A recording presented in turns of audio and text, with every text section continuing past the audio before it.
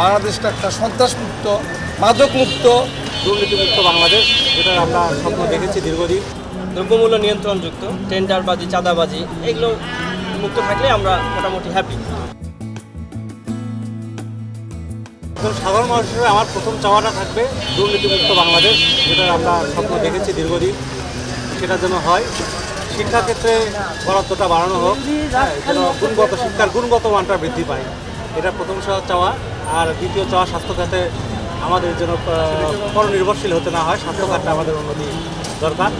Banking sector যেটা আছে সেটা যেন অবশ্যই রাজনৈতিক প্রভাবমুক্ত থাকে, স্বচ্ছভাবে দেশটা পরিচালনা হয়। সর্বোপরি আমাদের দেশটা যেন খুব একদম পরিচ্ছন্নভাবে, দুর্নীতিমুক্তভাবে এবং বিচার বিভাগের স্বাধীনতা এই জিনিসগুলো থাকে এবং দেশটা যেন ভালোভাবে এগিয়ে যায়। আমি মনে করি এক্ষেত্রে কর্মসংস্থান বৃদ্ধিটা করতে হবে। হ্যাঁ, এই যে শুধুমাত্র রিক্সা ভ্যান চালিয়ে এটাকে এভাবে হয় না আসলে।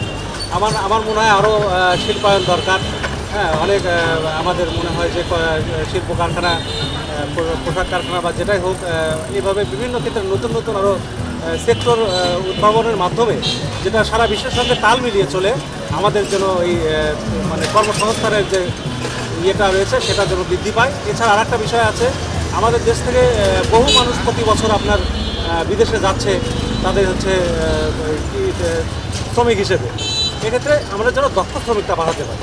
আমাদের কথা হচ্ছে যেন অদক্ষ শ্রমিক যে 2 টাকা নিয়ে আসবে দরকার নেই, 2 টাকা নিয়ে আসা হচ্ছে যেন দক্ষ শ্রমিক 10 জনের জায়গায় 5 জন যাক, দক্ষ হিসেবে যাক, যেন রেমিটেন্সের পরিমাণটা বেশি আসে। আমরা বগুড়াবাসী প্রথমেই ধন্য, আজকে যে প্রধানমন্ত্রী হচ্ছে সে বগুড়ার কৃতি সন্তান।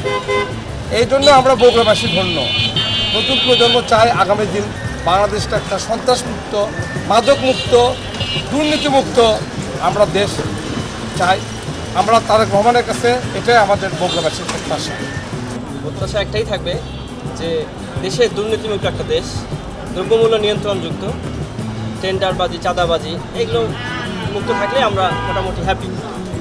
যে কোনো একটা দেশে যে সরকারি থাক না কেন, তাদের কাছে প্রত্যাশা একটাই যে তারা যেন দেশটাকে সুশৃঙ্খলভাবে সবাই মিলেমিশে চালাতে পারে।